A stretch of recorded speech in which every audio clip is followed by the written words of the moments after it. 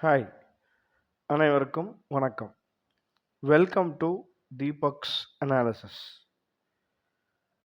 இன்னைக்கு நாம இன்னைக்கு நாம பார்க்க போறது பிரம்மாண்ட இயக்குனர் திரு சங்கர் அவர்கள பத்தி தான். ஸோ சங்கர் பார்த்தீங்கன்னா, ரொம்ப யுனிக்கான டைரக்டர்ன்னு சொல்லலாம். ஸோ எவ்வளோ யுனிக்ன்னு பார்த்தீங்கன்னா, அவர்கிட்ட ஒரு நல்ல கதை இல்ல அப்படின்னா, அந்த படத்த ஸ்டார்ட் பண்றதுக்கு அவர் முன்வரவே மாட்டாரு அப்படின்றதுக்கு ஒரு பெஸ்ட் எக்ஸாம்பிள் நான் சொல்றேன். அத கேட்டா உங்களுக்கு புரியும். அதாவது 1993ல ஜென்டில்மேன் ரிலீஸ் ஆகுது. ஓகேங்களா? அவரோட ஃபர்ஸ்ட் படம் அது. இப்ப வரைக்கும் பார்த்தீங்கன்னா, 2024 வரைக்கும் பார்த்தீங்கன்னா, இந்தியன் 2 அதோட சேர்த்து இந்தியன் 2 இப்ப ரிலீஸ் ஆகுற இந்தியன் 2வோட சேர்த்து ஒரு 13 ஃபிலிம்ஸ் மொத்தமாவே 13 படம் தான் பண்ணியிருக்காரு. 31 வருஷத்துல. நல்லா யோசிச்சு பாருங்க. 31 வருஷத்துல வெறும் 13 படம் பண்ணி நம்பர் 1 டைரக்டரா அவர் இன்னமும் இருக்காரு அப்படின்னு சொன்னா, அது மிகையே ஆகாது. தமிழ்நாடு லெவல்ல, இந்தியா லெவல்லயே அவர் மிகப்பெரிய டைரக்டர் அப்படின்னு சொல்லலாம். அ இப்ப பார்த்தீங்கன்னா, 1993ல ஜென்டில்மேன் ரிலீஸ் ஆகுது. அதுக்கப்புறம் பார்த்தீங்கன்னா, 1 இயர் கழிச்சு காதலன் ரிலீஸ் ஆகுது. ஓகேங்களா? ஸோ அதே மாரி பார்த்தீங்கன்னா, 2 வருஷம் கழிச்சு இந்தியன் ரிலீஸ் ஆகுது.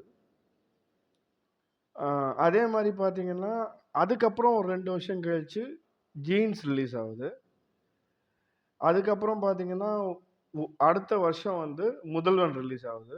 அதுலேருந்து 2 இயர்ஸ் கழிச்சு நாயக் ரிலீஸ் ஆகுது. 2001ல. அதாவது ஃபர்ஸ்ட்டு அவரு வந்து இதுல ஹிந்தில பண்ண ஃபர்ஸ்ட்டு படம். ஓகேங்களா? அந்த மாரி.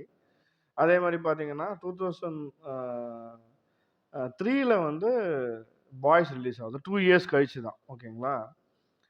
அதே மாரி பார்த்தோம்னா, 2005ல 3 இயர்ஸ்க்கு அப்புறம் தான் அந்நியன் ரிலீஸ் ஆகுது. அதுலேருந்து 2 இயர்ஸ் கழிச்சு 2007ல சிவாஜி ரிலீஸ் ஆகுது. அதுலேருந்து 3 இயர்ஸ் கழிச்சு எந்திரன் ரிலீஸ் ஆகுது. ஒரு ரீமேக் படமா இருந்தாலுமே, அதுவே 2 இயர்ஸ் கழிச்சு தான் நண்பன் ரிலீஸ் பண்றாரு. அதாவது 3 இடியட்ஸ் அப்படின்ற படத்தோட ரீமேக் அது. ஓகேங்களா? ஸோ அவரோட கெரியர்லயே அவர் பண்ண ஒரே ஒரு ரீமேக் அதுதான். ஓகேங்களா? அதே மாரி அ அதுலேருந்து ஒரு 3 இயர்ஸ் கழிச்சு தான் ஐ ரிலீஸ் ஆகுது. பெர்சனலா ஐ வந்து இந்த லிஸ்ட்லயே எனக்கு வந்து அந்த அளவுக்கு என்ன இம்ப்ரெஸ் பண்ணாத படம் ஐ மட்டும் தான். மத்தபடி எல்லாமே ஃபேன்டாஸ்டிக்கான ஃபிலிம்ஸ்ன்னு நான் நம்புறேன். ஸோ அதுக்கப்புறம் பார்த்தீங்கன்னா, 2018ல ஆ 2.0 ரிலீஸ் ஆகுது. அதுக்கப்புறம் பார்த்தீங்கன்னா, 6 இயர்ஸ்க்கு அப்புறம் 2024ல இந்தியன் 2 ரிலீஸ் ஆகுது. ஸோ இந்தியன் 2 வந்து ரொம்ப ஆன்டிசிபேட்டட் ஃபில்ம். ஆ ஸோ அது ரிலீஸ் ஆனதுக்கப்புறம் அதோட ரிசப்ஷன் என்ன? அதோட கன்டென்ட் எப்படி இருக்கு? அப்படின்றதெல்லாம் நம்ம பார்க்க தான் போறோம். ஜூலை 12த் ரிலீஸ் ஆகுது. ஓகேங்களா? ஸோ இப்படி ஒரு 13 ஃபிலிம்ஸ் இருக்கிற கேரியர்ல இந்த இந்த 13 ஃபிலிம்ஸ்ல ரொம்ப சிக்னிஃபிகன்ட்டா இருக்கிற 4 ஃபிலிம்ஸ நம்ம எடுத்து அனலைஸ் பண்ண போறோம். ஏன் இந்த அனாலிசிஸ்ன்னு பார்த்தோம்னா, ரொம்ப ரொம்ப நம்ம டீப்பா திங்க் பண்ணோம்னா, ஒரு இந்தியா இந்தியா ஏன் வளராம இருக்கு? அ ஏன் மற்ற நாடுகள் நல்லா வளர்ந்திருக்கு? ஏன் வந்து நம்ம இன்னமும் நெறைய கடன் வாங்கி வச்சிருக்கோம். உலக வங்கியில நெறைய கடன் நமக்கு இருக்கு. ஏன் வளர்ச்சி அடையாம இருக்கோம்? ஏன் இவ்ளோ பின்தங்கி இருக்கோம்? நம்பளோட சின்ன நாடுகளா இருந்த பல நாடுகள், சிங்கப்பூர் உள்பட பல நாடுகள் நல்லா வளர்ச்சி அடைஞ்சிருக்கு. இப்படின்ற கேள்விக்கு யார் பதில் சொல்லணும்? ஒரு அமைச்சரோ, ஒரு முதலமைச்சரோ, ஒரு எம்.எல்.ஏவோ, ஒரு மினிஸ்டரோ அவங்க தான் இத பத்தி யோசிக்கணும். அவங்க தான் இத பத்தி பதில் சொல்லணும். ஆனா, ஒரு சினிமா டைரக்டர் இத பத்தி ஒரு ரிசர்ச்சே பண்ணியிருக்காரு அப்படின்னு சொன்னா, அது வந்து மிகையாகாது ஆக்சுவலா. At the end of the day பணம் சம்பாதிக்கிறதுக்கு தான் அவரும் அத பண்றாரு அப்படின்ற வாதத்தெல்லாம் நான் ஒத்துக்கிறேன். ஆனா, இப்ப சொல்லப்போற படங்களோட லிஸ்ட்டு, அது எவ்வளோ பெரிய கருத்துக்கள ஆய்வு செஞ்சிருக்கு. அதனால எவ்வளோ நல்ல விஷயங்கள் நடந்திருக்கலாம். அப்படி இருந்திருந்தா, அவர் சொன்ன விஷயத்த இம்ப்ளிமெண்ட் பண்ணியிருந்தா, எவ்வளோ தூரம் இந்தியா மாறி இருக்குன்ற ஒரு ஹைப்போதெட்டிக்கல் கொஸ்டின். சினிமா டைரக்டர் சொல்லி இந்தியா மாறிடுமா? அப்படி கிடையாது. அவர் வந்து பணம் சம்பாதிக்கணும்னு முடிவு பண்றது எல்லாருமே பணம் சம்பாதிக்க தான் வந்திருக்கோம். ஆனா, அதுல அவர் ஒரு நல்ல படங்கள், நல்ல கன்டென்ட்டோட அது ரொம்ப ரொம்ப முக்கியம். என்டர்டெய்னிங்கா, ஃபென்டாஸ்டிக்கா, சூப்பரா ஓடுற படங்கள எப்படி ஒரு சூப்பர்பான மெசேஜோட வச்சு, அத எப்படி ஒரு அ ஃபென் ஃபென்டாஸ்டிக்கா அவர் பிரசன்ட் பண்ணியிருக்காருன்றது ரொம்ப யூனிக்கான விஷயம். நம்ம எடுத்துக்க போற 4 படங்கள் வந்து என்னன்னு பார்த்தோம்னா, ஃபர்ஸ்ட் வந்து இண்டியன். இண்டியன் ரிலீஸ் ஆயி 28 இயர்ஸ் ஆகுது. ஓகேங்களா? இந்தியா முன்னேறாம இருக்கு அப்படின்றதுக்கு இண்டியன் அந்த படம் இண்டியன் அப்படின்ற படம் மனிஷா கொய்ராலா, கமல்ஹாசன் நடிச்சிருந்தாங்க. சங்கர் டைரக்ட் பண்ணியிருந்தாரு. அந்த படம் முன்வைக்கிற தீசிஸ் என்ன? எத எத பேஸ் பண்ணி இந்தியா வந்து வளரல அப்படின்னு சொன்னா, ஊழல் பண்ண அதிகாரிங்க இருக்கிறதுனால இந்தியா வளரல. அந் அதுக்கு அந்த ஊழல் பண்ண அதிகாரிங்கள யார் ஃபேஸ் பண்றான்னு பார்த்தீங்கன்னா, ஒரு இந்திய தேசிய போராட்டத்துல பங்கேற்ற ஒரு ஒரு சுதந்திர போராட்ட வீரர் வந்து இந்த மாரி அதிகாரிகள எதிர்த்து போராடுறாரு. அவர் வந்து அவர வந்து எல்லாரும் அந்த மாரி மோசமான அதிகாரிகள இவர் கொல்ற மாரியான சிச்சுவேஷன்ஸ் வந்து இந்த படத்துல வரும். அந்த மைய கதாபாத்திரம், அதாவது இந்த இந்தியன் தாத்தான்ற கதாபாத்திரம் அந்த மாரி வடிவமைப்பு செய்யப்பட்டிருக்கும். அது ரொம்ப யூனிக்கா இருக்கும். அது ஒரு இது. ஓகேங்களா? அதுக்கப்புறம் பார்த்தீங்கன்னா, முதல்வன். இந்தியா ஏன் முன்னேறாம இருக்கு அப்படின்றதுக்கு டைரக்டர் சங்கர் அவர்கள் எழுப்புன 2வது கேள்வி. இந்தியா ஏன் முன்னேறாம இருக்கு அப்படின்னா, அது வந்து நம்ப நாட்டோட அரசியல்வாதிகளால தான். அதனால தான் முன்னேறாம இருக்கு அப்படின்னு முதல்வன்ல பாயிண்ட் வச்சிருப்பாரு.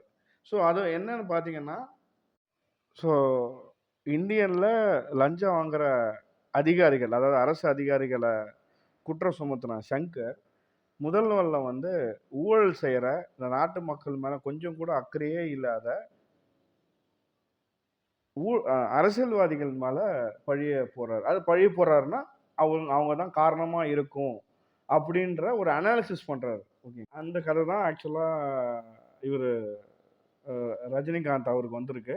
அப்ப வந்து அந்த அரசியல் படமா இருக்கிறதுனால அது அவர் தவிர்த்துட்டாரு. அதுக்கப்புறம் தான் அது வந்து அர்ஜுனுக்கு வந்தது. ஓகேங்களா? அது நமக்கு எல்லாம் தெரிஞ்ச விஷயம் தான் வச்சுக்கோங்களேன். ஸோ அப்படி பார்த்தீங்கன்னா, இதுல ஒரு அரசியல்வாதிய எதிர்கொள்றதுக்கு ஒரு சென்ட்ரல் கேரக்டர் எப்படி இருக்கணும்? அதாவது ஒரு ஒரு ஒரு ஹீரோ எந்த மாரி ஹீரோன்னா, அவரு ஒரு பத்திரிக்கை துறையில ரிப்போர்ட்டரா இருக்கிற ஒரு ஹீரோ. அவரு வந்து அரசியல்வாதியா மாறுறதுக்கு முழு தகுதி இருக்கு. ஏன்னா, அவரு ஒரு பத்திரிக்கையில இருக்கிறதுனால, அரசியல்வாதிகள் பண்ற எல்லா ஊழலு, எல்லா அநியாயம், அக்கிரமம் எல்லாமே அவருக்கு தெரியும். அதனால அவரு முதல்வரா ஆனா என்ன? அப்படின்ற ஒரு கொஸ்டின் தான் வந்து முதல்வன். ஓகேங்களா? இது எல்லாத்த விட ரொம்ப ரொம்ப சிக்னிஃபிகன்ட்டான படம் அந்நியன். அதாவது அரசியல்வாதிய விடு. ஊழல் பண்ற, லஞ்சம் வாங்குற அதிகாரிய விடு. நீ என்ன பண்ற? நீ என்ன பண்ண? அப்படின்னு பொதுமக்கள நம்ம என்ன பண்ணோம்? நம்ம நாட்டோட முன்னேற்றத்துக்கு என்ன பண்ணோன்ற கேள்வி எழுப்புற அந்நியன் வந்து உண்மையிலேயே ஒரு அவுட்ஸ்டாண்டிங் ஃபிலிம். இதுக்கு மேல ஒரு நாடு முன்னேறாம இருக்கிறதுக்கு என்னென்ன காரணங்கள் அப்படின்னு அனலைஸ் பண்ண ஒரு ஃபிலிம் மேக்கர இந்தியா லெவல்லயே நீங்க தேடி பார்த்தா கூட கிடைக்காதுன்றது என்னோட ஸ்ட்ராங்கான ஒப்பீனியன். ஓகேங்களா? அந்த மாரி ஒரு இது. ஓகேங்களா?